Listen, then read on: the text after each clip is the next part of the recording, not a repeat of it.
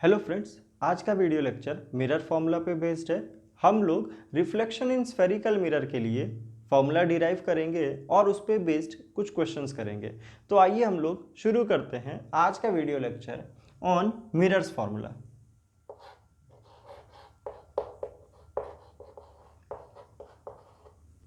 Mirrors formula,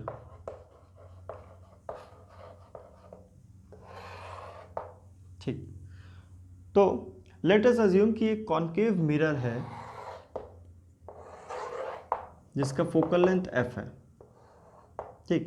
ये principal axis है और ये कॉन्केव मिरर का पोल है, ठीक।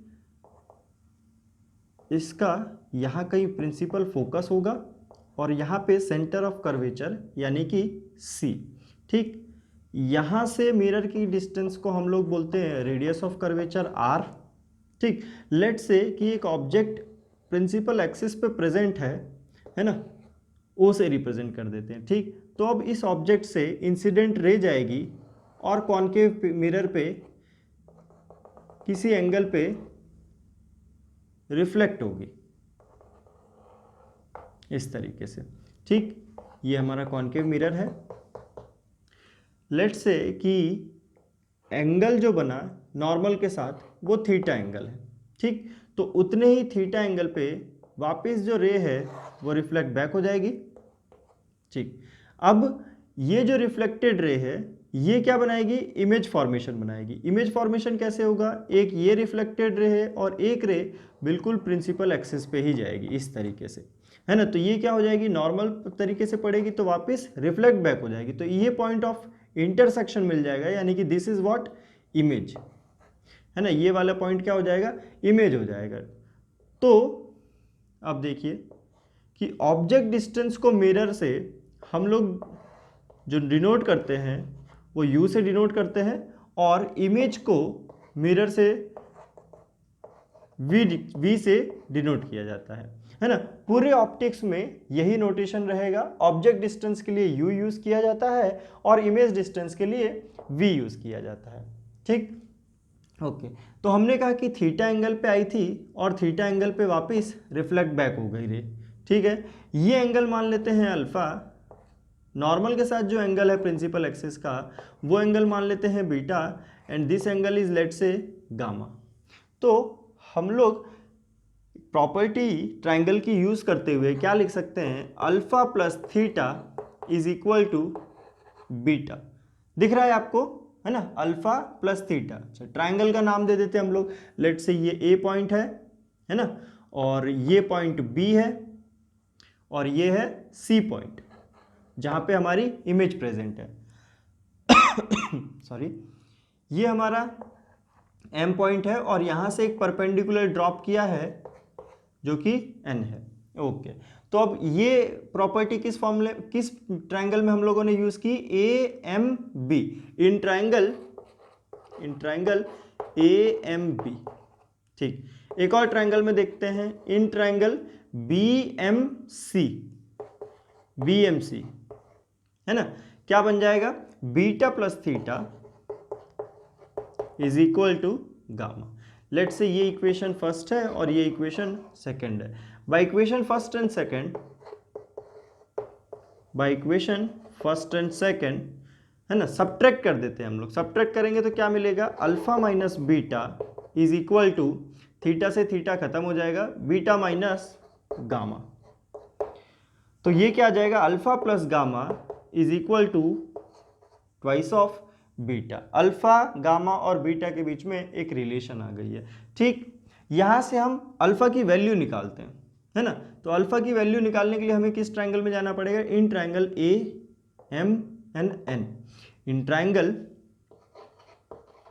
ट्रायंगल ए एम एन क्या लिखेंगे हम लोग, tan alpha is equal to, tan alpha कितना, M N upon A N, M N upon A N, ठीक। इसी तरीके से टेन बीटा की वैल्यू किस ट्रायंगल में, बी एम एन, क्या मिलेगा, M N upon B N, M N upon B N, ठीक, इसी तरीके से 10 गामा की भी वैल्यू लिख सकते हैं, क्या आ जाएगा mn अपॉन Cn, दिख रहा है आपको Cn, ये हो जाए 10 अल्फा 10 बीटा एंड 10 गामा की वैल्यू। अब यहाँ पे दो अजम्पशन है, एक अजम्पशन ये है कि रे मिरर पे जो रे एंगल डाल रही है ना, यानी कि दिस एंगल थीटा, ये एंगल्स बहुत ही छोटे हैं, यानी कि alpha beta gamma and theta are very small, बहुत ही छोटे एंगल है ये। दूसरा अजम्पशन है कि ये जो रेज जा रही है, इंसिडेंट रेज आ रही है, ये कैसी रे है, ये लगभग पैराएक्सियल रेज है, यानी कि प्रिंसिपल एक्सिस के लगभग पैरेलल है, नॉट एग्जैक्टली पैरेलल बट ये लगभग पैरेलल है पैराएक्सियल रे की तरह।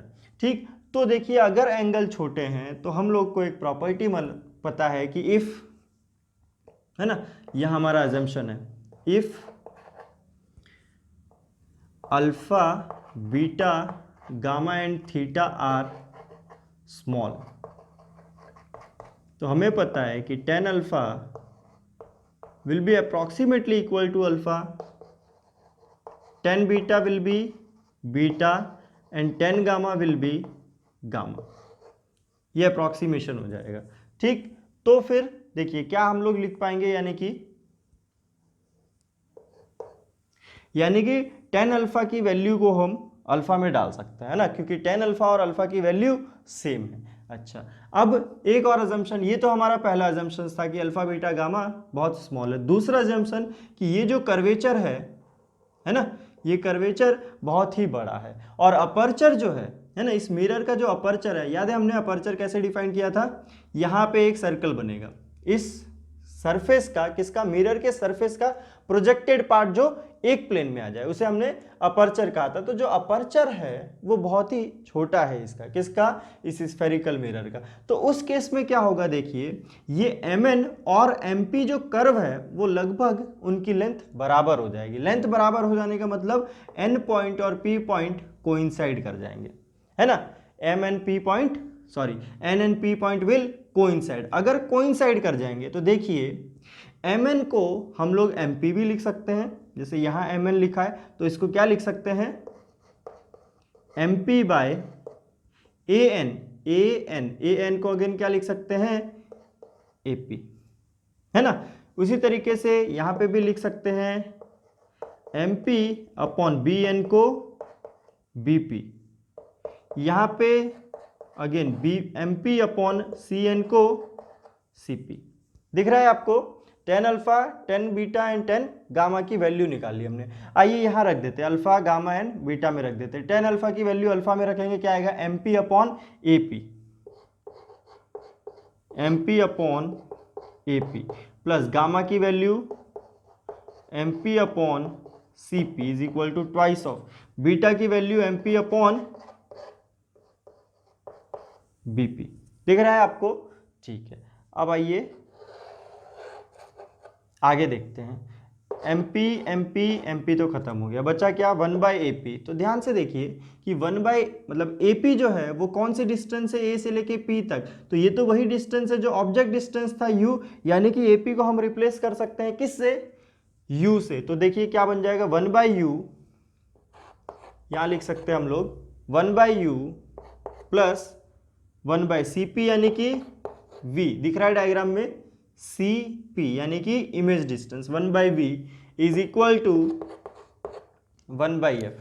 तो ध्यान से देखिए ये क्या फॉर्मूला बन गया हमारा, है ना, 1 by u plus 1 by v plus 1 by f।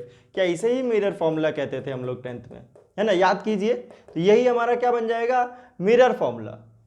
तो हम लोगों ने मिरर फॉर्मूला डिराइव कर दिया,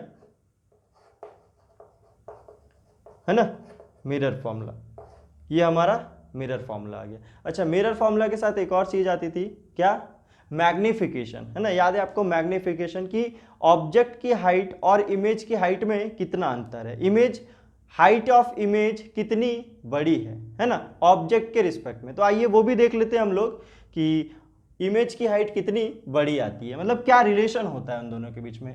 ये एक बार नोट कर लीजिए आप लोग, है ना, मिरर फॉर्मूला लिख लीजिए, 1 by v plus 1 by u is equal to 1 by f. बात करते हैं अब मैग्निफिकेशन की हम लोग।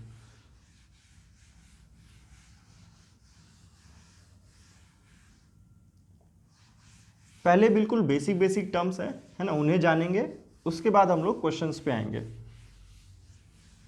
ओके, तो मैग्निफिकेशन के लिए हमें क्या करना पड़ेगा, एक एक्सटेंडेड ऑब्जेक्ट लेना पड़ेगा, है ना, कि हाइट ऑफ ऑब्जेक्ट भी कुछ होना चाहिए, तभी तो हमें हाइट ऑफ इमेज मिलेगा। अगर पॉइंट ऑब्जेक्ट हुआ तो इमेज भी पॉइंट इमेज मिल जाएगी, तो फिर क्या होगा, हाइट का कोई मतलब नहीं रहेगा। तो आइए हम लोग एक्सटेंडेड ऑब्जेक्ट ले लेते हैं, लेट्स से ए बी, है ना। तो ए बी ऑब्जेक्ट है, ए बी से क्या होगा, इंसिडेंट रे जाएगी, अगर पैरेलल गई है तो कहाँ से पास हो जाएगी, ये फोकस से पास हो जाएगी। लेट्स से यहाँ सेंटर ऑफ कर्वेचर है, ठीक, एक रे जाएगी बिल्कुल पोल पे, जितने एंगल पे गई है उतने एंगल पे रिफ्लेक्ट बैक हो जाएगी। चलो यहाँ कहीं हमारा इमेज बन गया ए डैश बी डैश, ओके ठीक है। ये हमारा कौन सा पॉइंट है, point of reflection.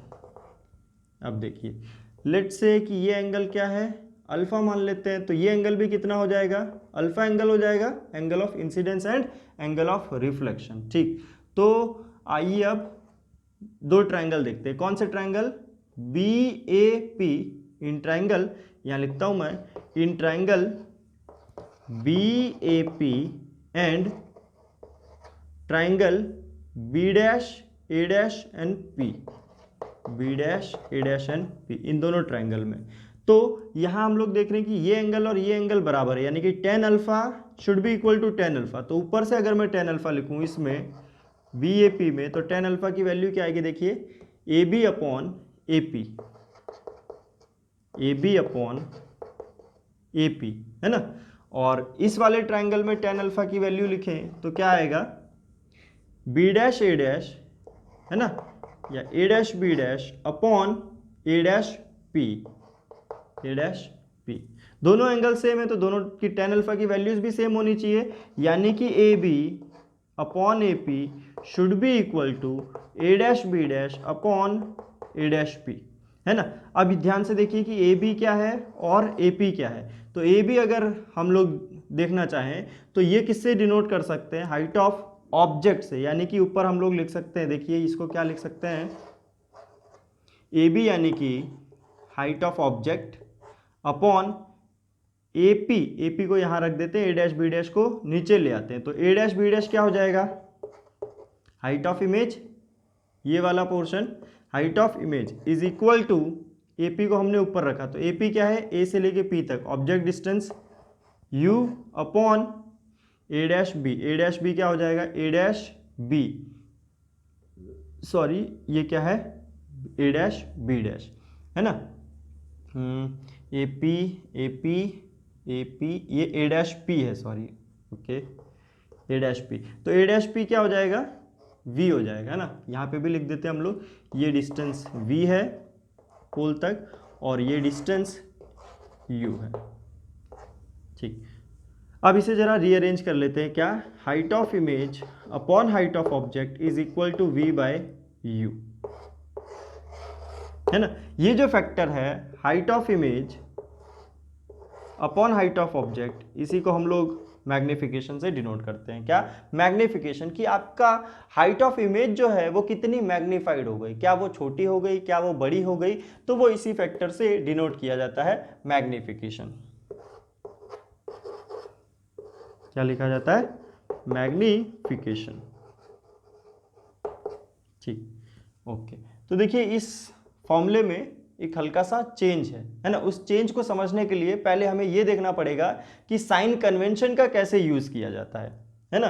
Concave mirror या कॉन्वेक्स मिरर, स्फेरिकल मिरर्स में हम लोग साइन कन्वेंशन किस तरीके से लिखते हैं, तो इस फॉर्मूले को होल्ड पे रखते हैं और हम लोग साइन कन्वेंशन देखते हैं। चलिए इसी डायग्राम से हम लोग साइन कन्वेंशन भी देख सकते हैं।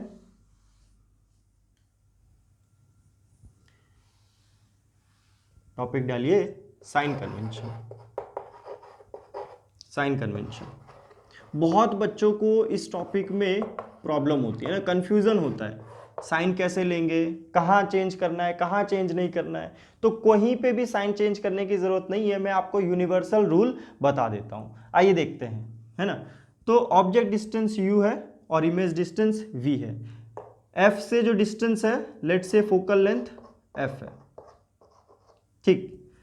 तो जो मिरर फॉर्मूला है वो हम लोग लिखते हैं 1/v plus 1/u is equals to 1/f, और मैग्निफिकेशन हम लोग लिखते हैं hi/h0 is equals to v/u, है ना। चलिए अब देखिए, साइन कन्वेंशन लेने के लिए हम लोग p को क्या मान लेंगे, ओरिजिन मान लेंगे, P को ओरिजिन मान लेंगे। जब भी स्फेरिकल मिरर की कहानी आई आप क्या कीजिए, P को ओरिजिन मान लीजिए। अब P को ओरिजिन मानेंगे तो देखिए एक तरफ लेफ्ट साइड एक तरफ राइट साइड, पॉजिटिव और नेगेटिव होगा। कौन पॉजिटिव कौन नेगेटिव, तो इनकमिंग रेस का जो डायरेक्शन है ना, इंसिडेंट रेस का जो डायरेक्शन है, यहाँ दिख रहा है आपको इस तरफ डायरेक्शन है, तो जिस तरफ इनकमिंग रेस का डायरेक्शन है, इंसिडेंट रेस का डायरेक्शन है, वो डायरेक्शन क्या हो जाएगा, पॉजिटिव हो जाएगा। यानी कि पोल से जब भी आप इंसिडेंट रे की डायरेक्शन में जाएंगे, है ना, तो अभी कहाँ है, इस डायरेक्शन में, यानी कि इस डायरेक्शन में जब भी आप जाएंगे पोल से, वो सारी क्वांटिटीज क्या हो जाएगी, पॉजिटिव हो जाएगी, है ना। यानी कि इंसिडेंट रे की डायरेक्शन, इंसिडेंट रे डायरेक्शन क्या माननी है आपको, पॉजिटिव मान लेनी है ना, कि इंसिडेंट रे जिधर भी आए, अगर इंसिडेंट रे मान लो ऑब्जेक्ट यहाँ होता, इंसिडेंट रे ऐसे आती तो ये वाली डायरेक्शन पॉजिटिव हो जाती, लेकिन ऐसा नहीं है। हमारे केस में क्या है, यहाँ ऑब्जेक्ट है तो ऑब्जेक्ट से हमें पता है इंसिडेंट रे निकलती है, तो यानी कि इंसिडेंट रे इस तरफ है तो इस वाले डायरेक्शन में हम पॉजिटिव मानेंगे। यानी कि पोल से जो भी क्वांटिटी हम लोग इस तरफ नापेंगे, है ना, इस तरफ जाके इस वाली डायरेक्शन में जाके नापेंगे, वो क्वांटिटीज पॉजिटिव हो जाएगी, और अगेंस्ट दिस इनकमिंग रेज, है ना, इंसिडेंट रेज के अगेंस्ट में, यानी कि पोल से जब लेफ्ट साइड में जाएंगे, इस साइड में जाएंगे पॉजिटिव, इस साइड में, और इस साइड में जाएंगे तो नेगेटिव हो जाएगी क्वांटिटीज। यानी कि पोल से अगर आप लेफ्ट साइड गए तो क्या मिलेगा आपको, ऑब्जेक्ट मिलेगा, यानी कि ऑब्जेक्ट डिस्टेंस इज नेगेटिव। इस केस में दिख रहा है इमेज कहाँ बनी है, इमेज भी इस तरफ बनी है, यानी कि यहां से यहां जाना पड़ेगा आपको इमेज डिस्टेंस नापने के लिए, तो v भी क्या हो जाएगा, नेगेटिव। अच्छा, फोकल लेंथ अगर नापना है तो भी पोल से किस तरफ जाना पड़ेगा, लेफ्ट साइड में जाना पड़ेगा, है ना। प्रिंसिपल फोकस और पोल के बीच के डिस्टेंस फोकल लेंथ, वो भी क्या हो जाएगा, नेगेटिव हो जाएगा। यानी कि कॉनकेव मिरर में मोस्ट ऑफ द केस में क्या होगा, सारी क्वांटिटीज नेगेटिव होगी। तो समझ में आया साइन कन्वेंशन आपको। क्या हमने कहा कि इंसिडेंट रे की डायरेक्शन में जब आप जाएंगे, in the direction of incident ray all the quantities are taken positive, and against the direction of, when we go in against the direction of incident ray all the quantities are taken negative. चलिए ठीक, अच्छे से note कर लीजिए इसको। अब देखिए positive और नेगेटिव हम लोगों ने लिख लिया। यहाँ पे देखते हैं v की वैल्यू अगर हम लोग देखेंगे तो v किस तरफ है, पोल से लेफ्ट तरफ, यानी कि v नेगेटिव। तो क्या लिखेंगे हम लोग इस वाले केस के लिए, -1/v प्लस u की वैल्यू देखिए, u भी क्या है, लेफ्ट साइड में, इंसिडेंट रे इस तरफ, u पोल से इस तरफ है, तो ये क्या हो जाएगा, ये भी negative, is equals to 1/f।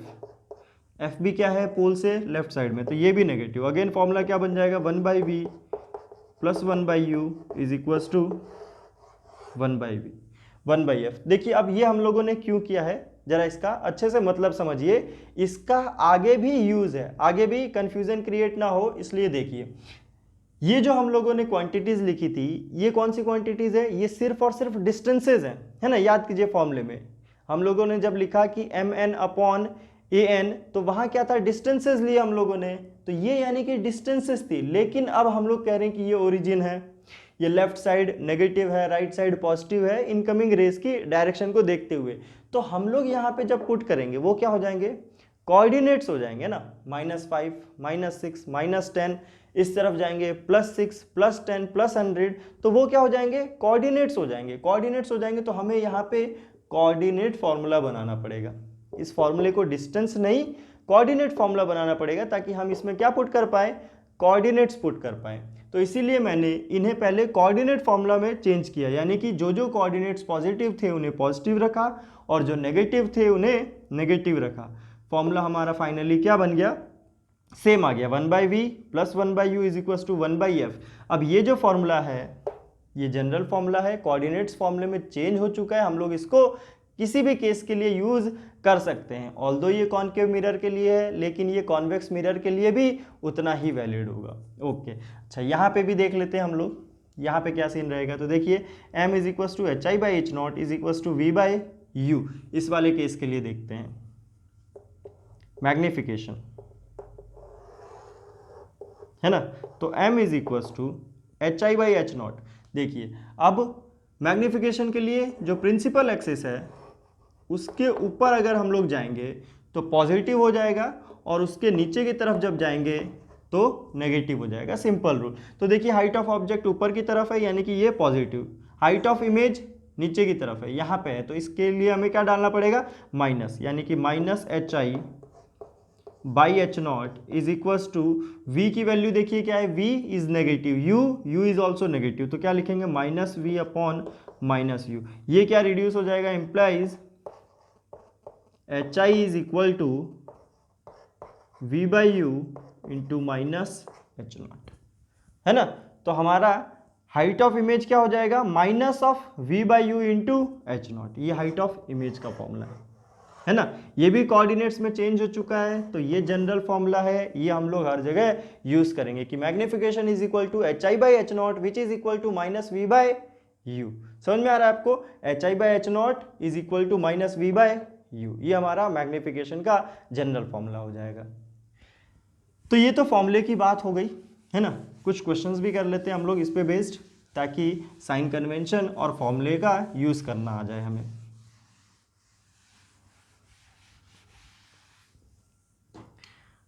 तो एक सिंपल सा क्वेश्चन लिख लेते हैं हम लोग कि लेट से एक कॉन्केव मिरर है ना। पहले समझने के लिए इजी सा क्वेश्चन लेते हैं कि कॉन्केव मिरर है जिसका फोकल लेंथ दिया हुआ है 10 सेंटीमीटर और ऑब्जेक्ट पोल से 30 सेंटीमीटर की डिस्टेंस पे है ना। यहाँ पे ऑब्जेक्ट है, तो पूछा गया है कि find position of image, position of image कि इमेज की पोजीशन क्या होगी ये बताइए। ठीक, तो देखिए क्या होगा, 1 by v plus 1 by u is equal to 1 by f, ये लिखा हमने। तो 1 by v is equal to क्या लिख सकते हैं, 1 by f minus 1 by u, यानी कि 1 by v is equal to u minus f upon u f, ये लिख सकते हैं। Fine, implies v is equal to u f by u minus f, है ना। वैल्यूज पुट कर देते हैं अब हम लोग, तो v की वैल्यू पुट कर देंगे, क्या आ जाए, सॉरी v फाइंड करना है, u और f की वैल्यू पुट कर देंगे। u देखिए अब किस तरफ है, ये हमारा पोल है। इंसिडेंट रे कैसे जाएगी, इस डायरेक्शन में जाएगी, ऑब्जेक्ट है तो, है ना, किसी भी डायरेक्शन में जा सकती है ऐसे, लेकिन हमेशा इसका डायरेक्शन, मतलब एक डायरेक्शन हमें चूज करनी, तो ये वाली डायरेक्शन हो जाएगी, यानी कि इस तरफ क्या लेंगे हम, पॉजिटिव, इस तरफ क्या लेंगे, नेगेटिव, है ना। इनकमिंग रेज और इंसिडेंट रे की डायरेक्शन हमेशा पॉजिटिव। तो देखिए पोल से इस तरफ जाना पड़ रहा है, यानी कि against the direction of incident रे जा रहे हैं, यानी कि u क्या हो जाएगा, नेगेटिव हो जाएगा। तो यहाँ डालिए नेगेटिव u, यानी कि minus of 30 minus focal length, इसका फोकल लेंथ क्या होगा, यहाँ होगा, है ना। तो फोकल लेंथ भी क्या हो जाएगा, -10, ओ सॉरी इसमें रखना है हमें लोग को फॉर्मूले में। फाइन, तो v is equal to u f, यानी कि कितना है, -30 इंटू -10 अपॉन -30 माइनस ऑफ -10, है ना। सॉल्व करेंगे इसको, ये हो जाएगा 300, ये कितना हो गया, -20, यानी कि 15। अगर सब सारी क्वांटिटी सेंटीमीटर में दिया हुआ है तो कितना आ जाएगा आपका आंसर, 15 सेंटीमीटर। समझ में आया। ठीक, आइए एक और क्वेश्चन लिख लेते हैं हम लोग।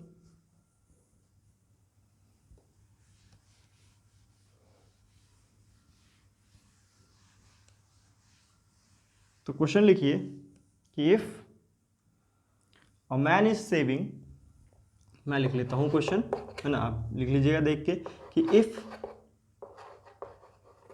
अ man is shaving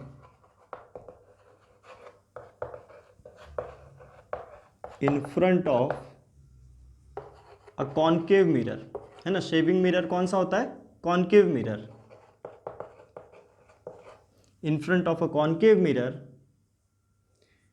at a distance of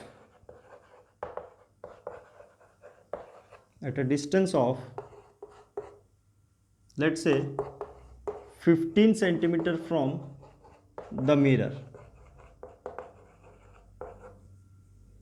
ठीक, एंड गेट्स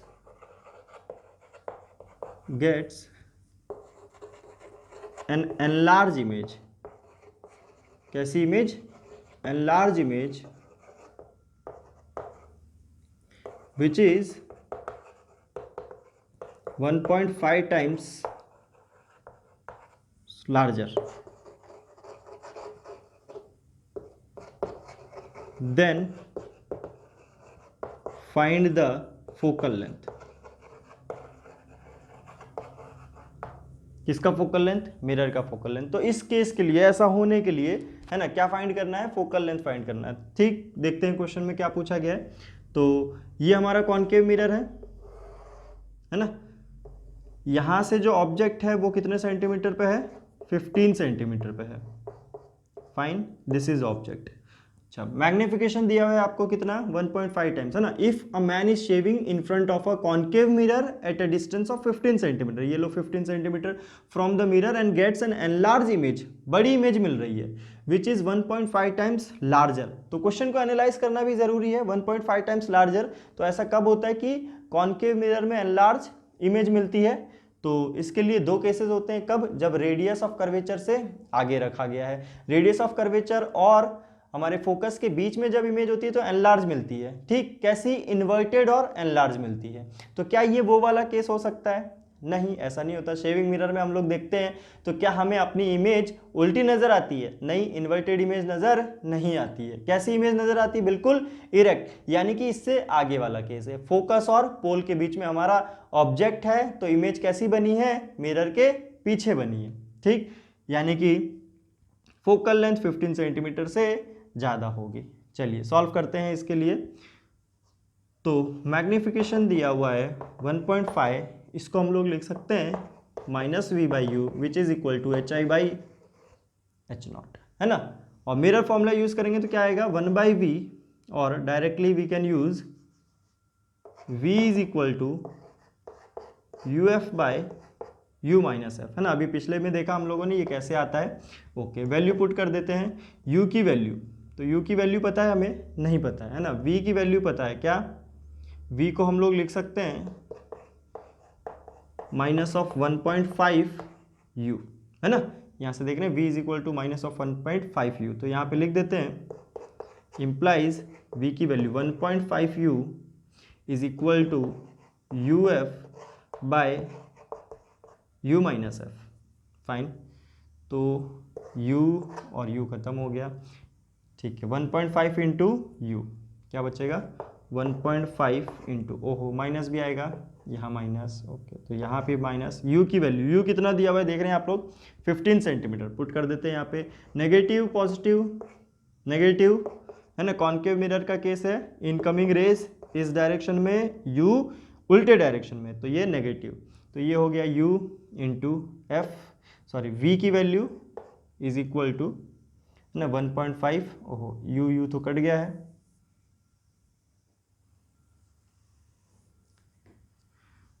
क्रॉस मल्टीप्लिकेशन करके सॉल्व करते हैं हम लोग। -1.5 into u minus f is equal to f, तो ये कितना बचा, -1.5u plus 1.5f is equal to f, है ना, माइनस माइनस प्लस, ये कितना हो गया 1.5u, है ना। u की वैल्यू कितना डाल देंगे हम लोग, 15 इंटू 15 2.25, सॉरी 22.5, तो यहाँ क्या लिख देंगे 22.5, है ना, इज इक्वल टू, अच्छा ये नेगेटिव आएगा, u की वैल्यू भी नेगेटिव, नेगेटिव नेगेटिव पॉजिटिव, तो 22.5 इज इक्वल टू 5, यानी कि 0.5। ओके, ये कितना आ जाएगा, f इज इक्वल टू 225/5, है ना। तो सॉल्व करेंगे, f की वैल्यू कितनी हो जाएगी, है ना, आंसर लिख देता हूँ मैं direct, f will be equal to 4.5, है ना, इतना आ गया। सेंटीमीटर में अगर सारे यूनिट्स हैं तो क्या आ जाएगा 45 सेंटीमीटर, ये आ जाएगा हमारा फोकल लेंथ, है ना, 225/5, this will be focal length. ठीक, इसको नोट कर लीजिए, हम लोग आगे बढ़ते हैं। अगला टॉपिक है हमारा nature of image and object.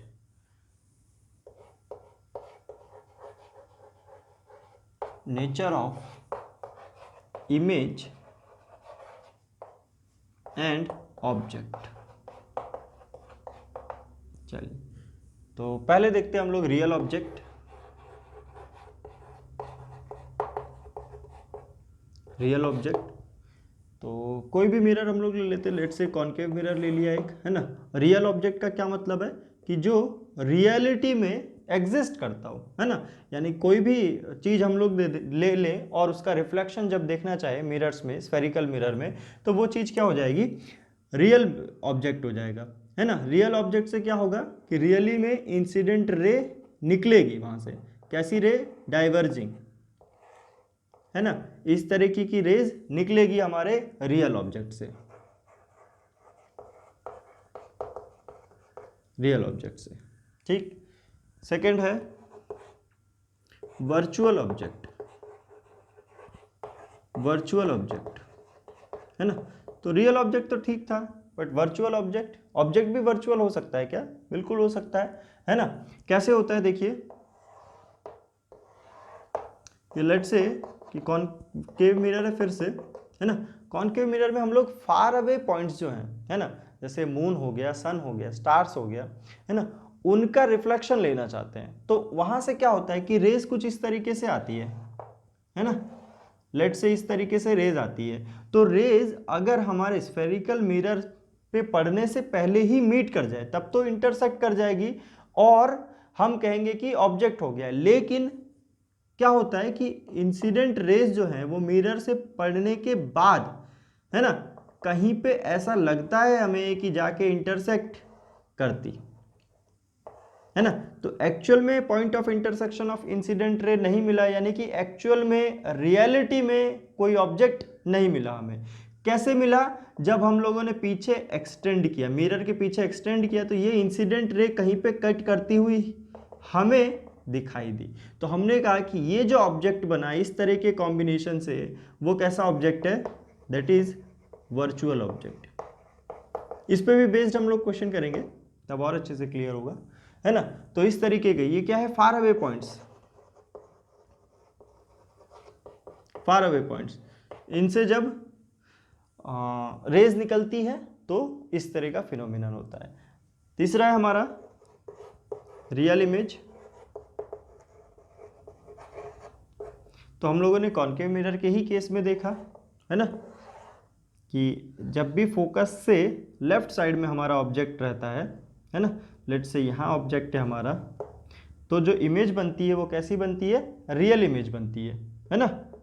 Late से कि ये ए बी है, कैसे हम लोगों ने इमेज बनाई थी, यहाँ से पैरेलल रेज फोकस से पास हो जाएगा एक पोल के थ्रू, तो यहाँ कहीं इमेज बन जाएगी। ये वाली इमेज जो बनी है ना, जिसको हम स्क्रीन पे ले सकते हैं, वो इमेज कैसी है, रियल इमेज है, it is real image. Fourth point है वर्चुअल। वर्चुअल इमेज, तो देखिए वर्चुअल इमेज कैसा होता है ना। कॉनकेव मिरर के केस में जब ऑब्जेक्ट को फोकस और पोल के बीच में रख दिया जाए, याद कीजिए रे डायग्राम, कि फोकस और पोल के बीच में जब ऑब्जेक्ट को रख दिया जाए तो उसकी इमेज कहाँ बनती है, मिरर के पीछे बनती है, यानी कि रियल इमेज फिर नहीं बनती है ना, इन्वर्टेड इमेजेस नहीं बनती है। कैसी इमेज बनती है, ये इस तरीके से फोकस से पास हो जाएगी और एक रे जो यहाँ आएगी वो इस तरीके से डाइवर्ज हो जाएगी। तो ये रेज अब दिख रहा है पीछे कहीं पे मीट नहीं करेगी। कैसा केस मिलता था हमें, पीछे इस तरीके से एक्सटेंड करने पे कहीं कट करते हुए दिखाई देती थी, ये हमारी क्या हो जाएगी, इमेज। कैसी इमेज मिली है, जो हमारा स्फेरिकल मिरर है उसके पीछे ये रेज ऐसा सेम हमें लगा है कि इंटरसेक्ट करेगी, बट एक्चुअल में इंटरसेक्ट नहीं की, इसलिए ये वाली इमेज कैसी हो गई, वर्चुअल इमेज हो गई। वर्चुअल इमेज यानी कि वर्चुअल जो भी हैं ऑब्जेक्ट या इमेज, उनमें एक्चुअल रेस का इंटरसेक्शन नहीं है, एक्सटेंड करने पे मिरर्स के पीछे वो इंटरसेक्ट करती है। ठीक, ओके, लिख लीजिए इसको, है ना। इसी पे बेस्ड हम लोग एक क्वेश्चन करते हैं इस कॉन्सेप्ट को भी क्लियर करने के लिए कि वर्चुअल ऑब्जेक्ट और वर्चुअल इमेज कैसे बनती हैं।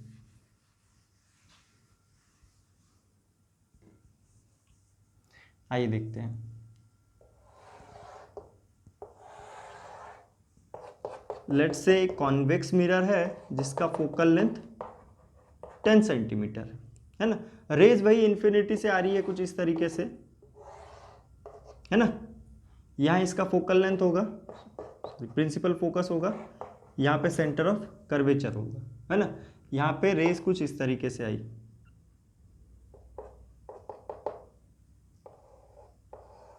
ये हमारा नॉर्मल हो जाएगा। ठीक, ओके। तो अब देखिए ये इंसिडेंट रेज जो है ना, जो एक्चुअल में आ रही है वो कहीं पे इंटरसेक्ट कर रही है, नहीं कर रही है ना। ये क्या है, ये नॉर्मल है हमारा, दिस इज नॉर्मल, ये भी नॉर्मल है और ये भी नॉर्मल है। इंसिडेंट रे अलग है, इसको मैं थोड़ा सा और अलग दिखा देता हूं।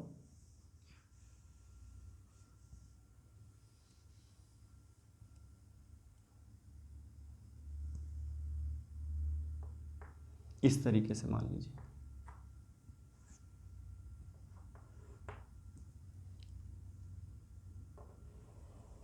ये हमारी इंसिडेंट रे है इस तरीके से।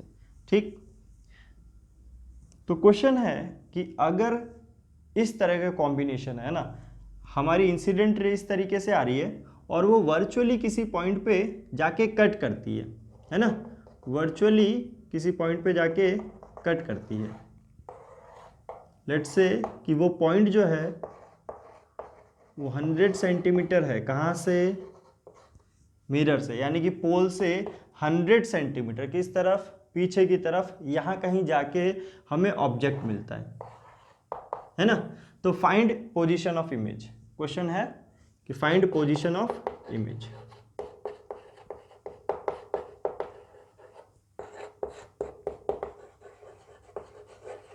Find position of image. तो देखिए क्वेश्चन क्या हो गया, वर्चुअल ऑब्जेक्ट हो गया, है ना, एक्चुअल में इंटरसेक्शन नहीं है, पीछे एक्सटेंड करने पे इंटरसेक्ट कर रही है और क्वेश्चन में दिया हुआ है कहाँ कर रही है, 100 सेंटीमीटर पे कर रही है। तो हमसे पूछा गया कि पोजीशन ऑफ इमेज क्या होगा। तो हमें पता है mirror formula is v is equals to u f by u minus f. ये कैसे निकाला है मैंने, 1/v plus 1/u is equals to 1/f। ठीक, यहाँ वैल्यू रख देते हैं u। अब देखिए इनकमिंग रेस किस तरफ है, इंसिडेंट रे इस तरफ, यानी कि ये डायरेक्शन क्या हो जाएगी, पॉजिटिव हो जाएगी। कहाँ से नापेंगे हम लोग, पोल से नापेंगे। तो पोल से ये डिस्टेंस पॉजिटिव हो जाएगी, कितनी, 100, है ना। फोकल लेंथ, फोकल लेंथ देखिए, फोकल लेंथ किस तरफ है, इस तरफ है, this is our focal length, ये भी क्या हो जाएगा, positive. u minus f, 100 minus 10 कितना आ गया, 1000 डिवाइडेड बाय 90, यानी कि 100 डिवाइडेड बाय 9। ये क्या आ गया आपका इमेज पोजीशन, यानी कि v इज पॉजिटिव, है ना। ये नोट करने वाली चीज़ है, पॉजिटिव कहाँ, 100/9, है ना। तो ये जो है ये कहाँ पे बन जाएगी, आपके यहाँ कहीं बन जाएगी। हमारा जो सेंटर ऑफ कर्वेचर है, सॉरी 20, फोकल लेंथ जो है उससे ऊपर। ओके, तो ये नॉर्मल था, सेंटर ऑफ कर्वेचर यहाँ कहीं इसके आधा, यहाँ पे हमारी इमेज बन जाएगी। सॉरी,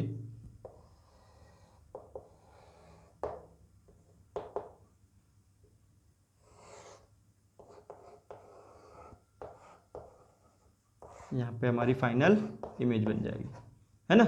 ये angle of reflection and angle of incidence, angle of incidence and angle of reflection, किसके लिए, कॉन्वेक्स मिरर के लिए, है ना। किसका केस हुआ, वर्चुअल ऑब्जेक्ट का। इमेज कैसी मिली है, वो भी वर्चुअल मिली है, दिख रहा है आपको, पॉजिटिव साइन है, इस तरफ है ना। ठीक, तो आज का वीडियो लेक्चर यहीं तक। नेक्स्ट वीडियो लेक्चर में स्फेरिकल मिरर पे हम लोग कुछ अच्छे क्वेश्चन सॉल्व करेंगे और प्रीवियस ईयर के क्वेश्चन भी सॉल्व करेंगे।